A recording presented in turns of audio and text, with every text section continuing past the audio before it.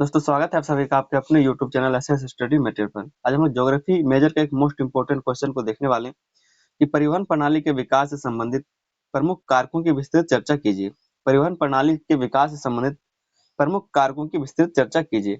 ये जो परिवहन प्रणाली होती है, ठीक है, उसके विकास से संबंधित क्या क्या प्रमुख कारक होते हैं इसके बारे में आपको बताना है। ठीक है, तो कई सारे कारक हो सकते हैं, जैसे भौगोलिक कारक हो सकता है, आर्थिक कारक हो सकता है, सामाजिक कारक हो सकता है, राजनीतिक कारक हो सकता है। ठीक है, तो कई सारे कारक जो है यहाँ पर देख सकते हैं लिखा हुआ भी। तो कई सारे कारक पर यह निर्भर करता है कि परिवहन प्रणाली वहाँ का किस तरह से हो सकता है। चलिए इस क्वेश्चन के आंसर को हम लोग बहुत डिटेल में समझने वाले हैं। पहले दोस्तों अगर आप लोग नए हैं तो आप लोग चैनल को सब्सक्राइब जरूर कर लीजिए।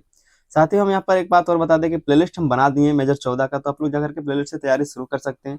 लिंक आपको इसी वीडियो का डिस्क्रिप्शन में मिल जाएगा, तो जाइए और जाके प्लेलिस्ट से शुरू कीजिए और अपने दोस्तों को भी शेयर कीजिए। ठीक है, अपने दोस्तों को भी शेयर कर दीजिए। चलिए शुरू करते हैं आज के क्वेश्चन के आंसर को। क्या लिखा है भूमिका में कि परिवहन प्रणाली किसी देश की आर्थिक, सामाजिक और सांस्कृतिक प्रगति की जीवन रेखा होती है। परिवहन प्रणाली क्या होता है, तो किसी भी देश की आर्थिक, सामाजिक और सांस्कृतिक प्रगति की जीवन रेखा होती है। बिना परिवहन प्रणाली के कोई भी देश प्रगति नहीं कर सकता है। ठीक है, कोई भी समाज प्रगति नहीं कर सकता। वही लिखा है कि परिवहन प्रणाली किसी देश की आर्थिक, सामाजिक और सांस्कृतिक प्रगति की जीवन रेखा है। वस्तुतः परिवहन ही वह माध्यम है जो उत्पादन स्थल, बाजार, उपभोक्ता और संसाधनों को जोड़ता है। परिवहन ही एक ऐसा माध्यम है जो उत्पादन स्थल को, बाजार को, उपभोक्ता को और संसाधनों को जोड़ता है। जैसे उद्योगों में कच्चा माल ले जाना, ठीक है, जब वो माल जो है वो वस्तु बन जाता है, ठीक है, उत्पाद जब बन जाता है तो उत्पाद को फिर बाजार तक लाना और उपभोक्ता को वहां तक पहुंचना, ठीक है, और उपभोक्ता को वो सामान खरीदना, संसाधनों को जोड़ता है। ये क्या क्या कहा जा रहा है कि वस्तुतः परिवहन ही वह माध्यम है जो उत्पादन स्थल, बाजार, उपभोक्ता और संसाधनों को जोड़ता है। लेकिन यह विकास हर क्षेत्र में समान रूप से नहीं होता। लेकिन ये जो विकास है वो हर क्षेत्र में समान रूप से नहीं होता। इसका उदाहरण आप ऐसे देख सकते हैं, कुछ बड़े बड़े शहर जैसे दिल्ली हो गया, मुंबई, चेन्नई, कोलकाता, बेंगलोर, ये सब क्या है, विकसित क्षेत्र है। जबकि कुछ जो छोटे छोटे क्षेत्र वो विकसित नहीं हो पाए। क्यों? क्योंकि परिवहन प्रणाली वहां पर इतना बेहतर नहीं है। जहां पर परिवहन प्रणाली बेहतर है वहां पर बाजार विकसित है, ठीक है, वह क्षेत्र जो है विकसित है। वही कहा जा रहा है कि लेकिन यह विकास हर क्षेत्र में समान रूप से नहीं होता। ये जो परिवहन प्रणाली का विकास है वो हर क्षेत्र में समान रूप से नहीं होता, क्योंकि ये अनेक कारकों जैसे कि भौगोलिक, आर्थिक, सामाजिक, राजनीतिक, तकनीकी और ऐतिहासिक प्रभावों पर निर्भर करता है। ये इन सारे कारकों पर निर्भर करता है कि वहाँ का भौगोलिक कैसा है, वहाँ का भूगोल कैसा है, वहाँ की आर्थिक स्थिति कैसी है, ठीक है, समाज वहाँ का कैसा है, राजनीति कैसा है, तकनीक कैसा है, कितना डेवलप है वहाँ पर, ठीक है, इतिहास कैसा है, उस तरह का सब कुछ देख करके ये सारी जो परिवहन प्रणाली का विकास होता है इन सभी कारकों पर यह निर्भर करता है। आइए समझते हैं जो प्रमुख कारक हैं परिवहन प्रणाली के, उस चीज को समझ लेते हैं। परिवहन प्रणाली के जो प्रमुख कारक हैं जो इसको प्रभावित करते हैं वो है भौगोलिक कारक, ठीक है, कि वहाँ का भूगोल कैसा है। दूसरा हो सकता है आपका आर्थिक कारक, क्षेत्र विकसित होता है तब वहां पर पैसा होता है तभी तो। सामाजिक एवं सांस्कृतिक कारक भी हो सकता है, राजनीतिक एवं प्रशासनिक कारक हो सकता है, तकनीकी कारक हो सकता है कि टेक्नोलॉजी वहां पर कितना है, ऐतिहासिक और अंतर्राष्ट्रीय कारक हो सकता है, ठीक है। तो इस तरह कई सारे कारक हो सकते हैं परिवहन परिवहन प्रणाली के विकास करने के लिए, ठीक है। इस बारे से हम लोग सबको डिफाइन करेंगे, वर्णन करेंगे। चलिए शुरू करते हैं। सबसे पहला है हमारा भौगोलिक कारक। भौगोलिक कारक जो परिवहन प्रणाली को प्रभावित करता है, महत्वपूर्ण कारक है, ठीक है। जो परिवहन प्रणाली के विकास में एक महत्वपूर्ण कारक है भौगोलिक कारक। क्या लिखा है कि भौगोलिक परिस्थितियां परिवहन के विकास का मूल आधार होती हैं। क्या कहा गया कि भौगोलिक परिस्थितियां परिवहन के विकास का मूल आधार होती हैं, क्योंकि भूमि का स्वरूप, जलवायु और संसाधन परिवहन मार्गों की दिशा, प्रकार और घनत्व को निर्धारित करते हैं। भौगोलिक परिस्थितियां बहुत ही इंपॉर्टेंट होता है, बहुत ही निर्भर करता है, ठीक है। कहा जा रहा है कि भौगोलिक परिस्थितियां परिवहन के विकास का मूल आधार होती है। जिस तरह का भूगोल रहेगा उसी तरह का वहां पर परिवहन जो है परिवहन का विकास हो पाएगा। भूमि का स्वरूप, जलवायु और संसाधन परिवहन मार्गों की दिशा, प्रकार और घनत्व को निर्धारित करता है, क्योंकि यही सब जो कारक है, चाहे भूमि का स्वरूप हो, जलवायु हो या फिर संसाधन हो, परिवहन मार्गों की दिशा को, प्रकार को और घनत्व को निर्धारित करने का काम करता है, ठीक है। तो भौगोलिक कारक में सबसे पहले हम लोग देख सकते हैं स्थलाकृति को, कि वहां की स्थलाकृति कैसी है, वहां की जमीन वो कैसा है, ठीक है। कहा जा रहा है कि समतल प्रदेशों में सड़कों और रेल मार्गों का निर्माण आसान और सस्ता होता है। जहां पर समतल प्रदेश है, जहां पर समतल जमीन है, वहां पर सड़कों और रेल मार्गों का निर्माण आसान और सस्ता होता है, इसलिए यहाँ परिवहन का जाल घना होता है। उदाहरण आप देख सकते हैं, गंगा का मैदान भारत का सर्वाधिक परिवहन विकसित क्षेत्र है। परिवहन विकसित क्षेत्र क्योंकि यहाँ पर समतल जमीन है और आराम से जो रेल लाइन है या फिर जो सड़क है उसको विकसित किया जा सकता है। इसके विपरीत पर्वतीय क्षेत्रों में ऊंचाई, ढाल और घाटियों के कारण मार्ग निर्माण कठिन एवं महंगा होता है। जैसे कि हिमालय या फिर उत्तर पूर्व भारत, इधर अगर कोई सड़क बनाता है या फिर रेलवे लाइन बनाता है, उत्तर पूर्व भारत में आप देखेंगे रेलवे लाइन बहुत ही कम है। क्यों? क्योंकि वहां पर बनाना ही बहुत ही मुश्किल और बहुत ही खर्चीला होता है, जिसके कारण वहां पर रेलवे लाइन या फिर सड़क बहुत ही कम है। तो ये आपने स्थलाकृति को समझ लिया। दूसरा जो इसमें है वो है जलवायु। दूसरा जो इसका फैक्टर कारक है वो है जलवायु। ठीक है, जलवायु कहा जा रहा है कि जलवायु भी परिवहन के स्वरूप को प्रभावित करती है। जलवायु भी परिवहन के स्वरूप को प्रभावित करती है। अत्यधिक वर्षा वाले क्षेत्रों में सड़कों का रखरखाव कठिन होता है। ठंडे प्रदेशों में बर्फ जमने से यातायात रुक जाता है, जैसे कि लद्दाख या यूरोप के उत्तरी भागों में। वहीं मरुस्थलीय क्षेत्रों में गर्मी और रेत के टीले से परिवहन कठिन होता है। जलवायु भी एक कारक है। ठीक है, जलवायु भी एक कारक है। हम लोग क्या देख रहे थे? सब भौगोलिक कारक है। भौगोलिक कारक के कुछ रूप है। ठीक है, तीसरा है प्राकृतिक संसाधन। प्राकृतिक संसाधन कहा जा रहा है कि जहां प्राकृतिक संसाधन जैसे कि कोयला, लौह अयस्क या खनिज पदार्थ अधिक है, वहां परिवहन नेटवर्क स्वाभाविक रूप से विकसित होता है। जैसे कि झारखंड, छत्तीसगढ़ और ओडिशा में रेल मार्गों का घना जाल इन्हीं कारणों से है। यहाँ पर जो आप उदाहरण देख रहे हैं, झारखंड हो गया, छत्तीसगढ़ हो गया, फिर ओडिशा हो गया, यहाँ पर रेलवे लाइन जो है वहीं पर विकसित है जहाँ पर कोयला निकलता है। जिस क्षेत्र में कोयला या फिर खनिज संसाधन उपलब्ध है वहीं पर ज्यादा विकसित है, नहीं तो दूसरे क्षेत्र में आप देखेंगे तो वहां पर उतना ज्यादा विकसित नहीं है। जहां पर लौह अयस्क या फिर कोयला या फिर खनिज पदार्थ निकलता है वहीं पर रेलवे लाइन या फिर सड़क घना जाल आपको देखने को मिलेगा। ठीक है, वहीं पर आपको थोड़ा सा सड़क या फिर रेलवे लाइन देखने को मिलता है। चौथा जो इसका कारक है वो है स्थानिक स्थिति। स्थानिक स्थिति की वहां की स्थिति कैसी है? तटीय और नदी घाटी वाले क्षेत्रों में जलमार्ग और बंदरगाहों की सुविधा के कारण परिवहन अधिक विकसित होता है। जो तट वाले क्षेत्र है या फिर जो नदी घाटी वाला क्षेत्र है वहां पर जलमार्ग और बंदरगाहों की सुविधा के कारण परिवहन अधिक विकसित होता है। वहां पर बंदरगाह बनाए जा सकते हैं जिसके कारण परिवहन अधिक विकसित होगा। वहां से माल ले जाया जा सकता है, माल वहां पर पहुंचाया जा सकता है। ठीक है, जैसे आप देख सकते हैं मुंबई हो गया या फिर कोलकाता, चेन्नई तटीय नगर। ये जो कोलकाता हो गया, चेन्नई हो गया, फिर मुंबई, ये सब क्या तो तटीय नगर है, तट के किनारे बसे हुए क्षेत्र है। ठीक है, कहा जा रहा है कि इसके विपरीत मध्य भारत के आंतरिक क्षेत्र अपेक्षाकृत पिछड़े हैं। जैसे कि आप मान लीजिए भोपाल हो गया या फिर छत्तीसगढ़ का कुछ क्षेत्र हो गया या फिर आप देखेंगे तेलंगाना का कुछ क्षेत्र हो गया, दिल्ली मान लीजिए आप। ठीक है, जो मध्य भारत के आंतरिक क्षेत्र हैं ये क्या तो अपेक्षाकृत पिछड़े हुए हैं। मतलब बंदरगाह के नजर से आप देखेंगे तो ये अपेक्षाकृत पिछड़े हुए हैं। अगला जो कारक है इसका वो है आर्थिक कारक। आर्थिक कारक, ठीक है, दूसरा जो कारक है वो है आर्थिक कारक। कहा जा रहा है कि परिवहन प्रणाली का वास्तविक विकास किसी देश की आर्थिक शक्ति और उत्पादन पर निर्भर करता है। परिवहन प्रणाली का वास्तविक विकास जो है किसी देश की आर्थिक शक्ति और उत्पादन पर निर्भर करता है कि कितना उत्पादन करता है, उसकी आर्थिक शक्ति क्या है, इस पर भी निर्भर करता है उसकी परिवहन प्रणाली। जो पहला कारक हो सकता है वह उद्योग और व्यापार। उद्योग एवं व्यापार, जहाँ उद्योग और व्यापार विकसित होते हैं वहाँ कच्चे माल, श्रमिकों और वस्तुओं के आवागमन हेतु मजबूत परिवहन की आवश्यकता होती है। उदाहरण में ले सकते हैं मुंबई, कोलकाता, जमशेदपुर आदि में सघन रेल नेटवर्क इसी कारण से विकसित हुआ है। उद्योग और व्यापार भी एक महत्वपूर्ण कारक है परिवहन के विकसित होने में। ठीक है, उद्योग और व्यापार भी एक मजबूत कारण है। दूसरा है इसमें कृषि उत्पादन। जहां पर कृषि कार्य होता है, कृषि उत्पादन होता है, वहां पर भी आपको परिवहन विकास देखने को मिल जाएगा। तो कृषि प्रधान क्षेत्रों में कृषि उपज को बाजार तक पहुंचाने के लिए सड़कों और रेल मार्गों की आवश्यकता होती है। जैसे पंजाब, हरियाणा और पश्चिम उत्तर प्रदेश में हरित क्रांति के बाद सड़क परिवहन का तीव्र विकास हुआ है। तो जहाँ पर कृषि का उत्पादन होता है, जहाँ पर फसलों का उत्पादन होता है, उसको बाजार तक पहुंचाने के लिए भी परिवहन का जरूरत है, जिसके कारण परिवहन विकसित होता है। ठीक है, तो वहाँ की स्थिति कैसी है, वहाँ का आर्थिक स्थिति कैसा है, वहाँ पर उत्पादन कैसा है। ठीक है, इन सब कारकों पर यह निर्भर करता है कि वहाँ का जो परिवहन प्रणाली वो कैसा होगा। तीसरा पॉइंट में लिखा है निवेश एवं पूंजी। निवेश एवं पूंजी कहा जा रहा है कि परिवहन संरचना के निर्माण में भारी पूंजी लगती है। परिवहन संरचना के निर्माण में भारी पूंजी लगती है। जिन देशों में पूंजी अधिक उपलब्ध है जैसे कि अमेरिका, जापान या जर्मनी, वहाँ परिवहन प्रणाली अत्यधिक आधुनिक है। यहाँ पर परिवहन प्रणाली क्या है तो अत्यधिक आधुनिक है। तो जहाँ पर जिस तरह का निवेश या फिर पूंजी है उस तरह का वहाँ पर परिवहन सुविधा देखने को मिलता है। चौथा इसमें कारक लिखा हुआ है बाजार और मांग। बाजार और मांग, जहाँ बाजार बड़ा है और उपभोक्ताओं की मांग अधिक है वहाँ परिवहन सेवाएं तीव्र गति से विकसित होती हैं।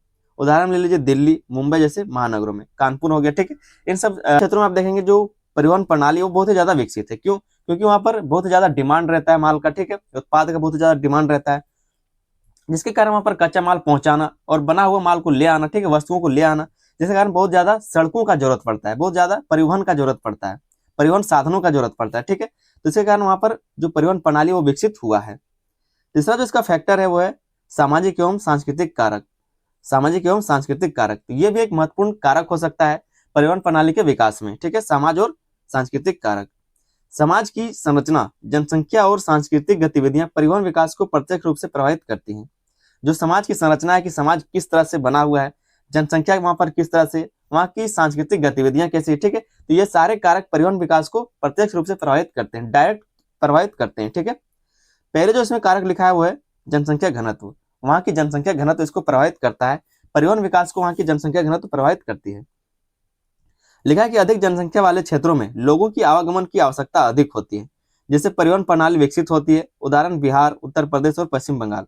जहां पर जनसंख्या घनत्व ज्यादा है वहां पर परिवहन सुविधा भी ज्यादा चाहिए, ठीक है। वहां पर सड़कें ज्यादा चाहिए, वहां पर रेल मार्ग ज्यादा चाहिए, ठीक है। तो परिवहन प्रणाली का विकसित इसी प्रकार से होता है, जनसंख्या घनत्व के आधार पर। यह भी एक कारक है जनसंख्या घनत्व, जिसके कारण परिवहन प्रणाली विकसित होता है, ठीक है। परिवहन प्रणाली विकसित होता है। दूसरा जो इसका कारक है वो है शहरीकरण।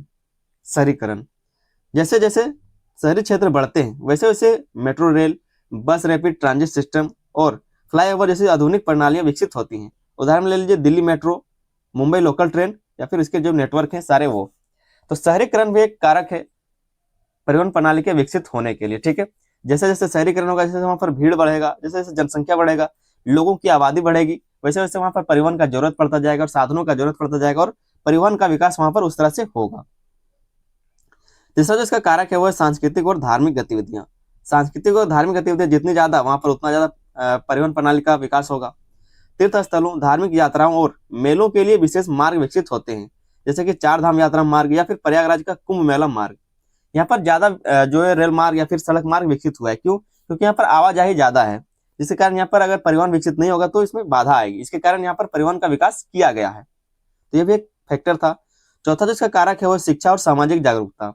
शिक्षा और सामाजिक जागरूकता, कहा जा रहा है कि जहां लोगों में आधुनिक तकनीक अपनाने की प्रवृत्ति अधिक होती है, जहां लोगों में आधुनिक तकनीक अपनाने की प्रवृत्ति अधिक होती है, जैसे कि आज हम लोग को काम रहता है तो टेक्नोलॉजी का इस्तेमाल करना चाहते हैं, ठीक है। तो शिक्षा और सामाजिक जागरूकता, इसमें यही कहा जा रहा है कि जहां लोगों में आधुनिक तकनीक अपनाने की प्रवृत्ति अधिक होती है वहां परिवहन भी आधुनिक रूप लेता है। उदाहरण विकसित शहरों में ई रिक्शा, इलेक्ट्रिक बसों जैसी पहले।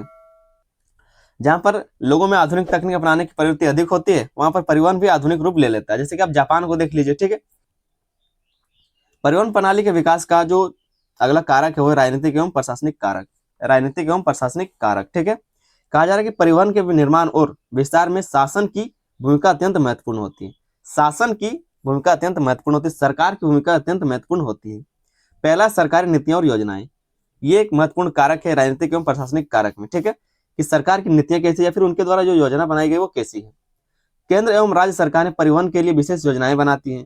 केंद्र और राज्य सरकार क्या तो परिवहन के लिए विशेष योजनाएं बनाती है। सड़कें बनाने के लिए योजना लाई जाती है, ठीक है। परिवहन के लिए जो भी साधन होते हैं सभी के लिए वो योजना बनाते हैं, जैसे कि भारतमाला परियोजना, सागरमाला परियोजना, ठीक है, या फिर डेडिकेटेड फ्रेट कॉरिडोर, ठीक है। तो ये सब क्या है, तो रेल वाले, ये सड़क परिवहन साधन हो गए, ये सड़क साधन हो गया, ये बंदरगाह साधन हो गया। तो सरकारी नीतियां और योजना भी इसमें महत्वपूर्ण कारक है परिवहन प्रणाली के विकास के लिए। दूसरा इसमें लिखा हुआ है राष्ट्रीय सुरक्षा। तो इससे राष्ट्रीय सुरक्षा में भी सीमावर्ती क्षेत्रों में सड़कों का विकास सामरिक दृष्टि से आवश्यक होता है, जैसे कि भारत के बॉर्डर रोड ऑर्गेनाइजेशन, ठीक है। ये भी एक ऑर्गेनाइजेशन है जो रोड बनाने का काम करता है, वहां पर तो सीमावर्ती क्षेत्रों में। इसके द्वारा लद्दाख और अरुणाचल में सड़कों का निर्माण कराया गया है। बीआरओ के द्वारा ही जो सीमावर्ती क्षेत्र वहां पर रोड का निर्माण कराया जाता है, ठीक है। सीमावर्ती क्षेत्रों में सड़कों का विकास सामरिक दृष्टि से आवश्यक होता है। सिर्फ अगर चलने के लिए या फिर सिर्फ हम लोग परिवहन के लिए सड़कों को बनवा रहे हैं, इसका मतलब ये थोड़ी है कि सिर्फ इसमें चलेंगे। उसमें बॉर्डर की सुरक्षा के लिए जो जवान है वो जाएंगे, ठीक है। बॉर्डर की सुरक्षा उसमें आसानी से हो सकेगी। अगर कहीं पर लड़ाई हो गया, युद्ध हो गया, तो आप आराम से हथियार को पहुंचा सकते हैं, जो सेना उसको परिवहन सुविधा से पहुंचा सकते हैं। इसके लिए वहां पर भी परिवहन विकास होना जरूरी है। तो राष्ट्रीय सुरक्षा भी एक महत्वपूर्ण कारक है परिवहन प्रणाली के विकास के लिए। तीसरा इसमें कारक लिखा हुआ है प्रशासनिक प्रबंधन। प्रशासनिक प्रबंधन, यातायात नियम, सड़क कर, भूमि अधिग्रहण नीति और परिवहन प्राधिकरण का कुशल संचालन में परिवहन विकास को प्रभावित करता है। अगर ये सारे नियम का फॉलो किया जाए, ठीक है, ये सारे नियम को माना जाए, तो ये भी एक कुशल संचालन परिवहन विकास को प्रभावित करता है। तो प्रशासनिक प्रबंधन भी है ये। अगला जो इसमें फैक्टर है, अगला जो कारक है वो तकनीकी कारक, टेक्नोलॉजी, ठीक है। टेक्नोलॉजिया आधुनिक युग में तकनीकी प्रगति ने परिवहन क्षेत्र में क्रांति ला दी है। आधुनिक युग में तकनीकी प्रगति ने परिवहन क्षेत्र में क्रांति ला दी। मतलब आज के समय में आज देखेंगे बहुत ज्यादा टेक्नोलॉजी आ गया है, इलेक्ट्रिक बसें तक आ गई, ठीक है, मेट्रो आ गया, ये सारी चीजें अभी आ गई है। वही कहा जा रहा है तकनीकी नवाचार, जो अभी शुरू हुआ है तकनीकी नवाचार, हाई स्पीड ट्रेन, इलेक्ट्रिक वाहन, मेट्रो रेल, जीपीएस नेविगेशन और ड्रोन डिलीवरी जैसी तकनीकों ने परिवहन को तेज, रास्ता और कुशल बनाया है। तेज, सस्ता और कुशल बनाया है, ठीक है, सस्ता और कुशल बनाया है। जैसे कि आज अगर डिलीवरी चाहिए तो आज ड्रोन से भी हो जाता है, तो ये हो सकता है। इलेक्ट्रिक बसें आ गई, ठीक है, हाई स्पीड ट्रेन आ गया है, जीपीएस नेविगेशन आ गया है। तकनीकों से परिवहन को तेज और सस्ता और कुशल बनाया गया है। तो तकनीकी कारक है ये सब, तकनीक के कारण भी परिवहन प्रणाली का विकास हुआ है। सूचना और प्रौद्योगिकी, ठीक है, digital booking, smart tariff system, e ticketing और लॉजिस्टिक ट्रैकिंग जैसी प्रणालियां परिवहन को अधिक व्यवस्थित बनाती हैं। तो सूचना प्रौद्योगिकी भी इसको विकास करने के लिए बहुत ही अहम कारक है। तीसरा कारक है ऊर्जा संसाधनों की उपलब्धता। पेट्रोल, डीजल, गैस या बिजली की उपलब्धता परिवहन साधनों के विकास की गति को निर्धारित करती है। जहां ऊर्जा सस्ती और सुलभ है, वहां परिवहन प्रणाली अधिक कुशल होती है, क्योंकि परिवहन जो है आज लगभग क्या है, तो पेट्रोल, डीजल या फिर गैस पर या फिर बिजली पर उपलब्ध होता है, ठीक है।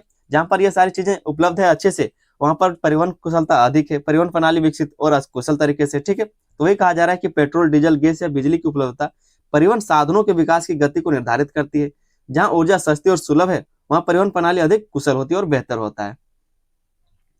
आगे हम लोग देखेंगे, लास्ट है ऐतिहासिक और अंतर्राष्ट्रीय कारक। ऐतिहासिक और अंतर्राष्ट्रीय कारक, इतिहास और वैश्विक परिस्थितियां भी परिवहन विकास को प्रभावित करती है। इतिहास या फिर जो वैश्विक परिस्थितियां हैं वो भी परिवहन के विकास को प्रभावित करता है। जैसे कि औपनिवेशिक प्रभाव, ब्रिटिश काल में भारत में रेलमार्गों का विकास मुख्यतः बंदरगाहों से कच्चे माल को ले जाने के लिए हुआ, जिससे वर्तमान नेटवर्क का स्वरूप बना, जैसे कोलकाता मुंबई रेल मार्ग, ठीक है।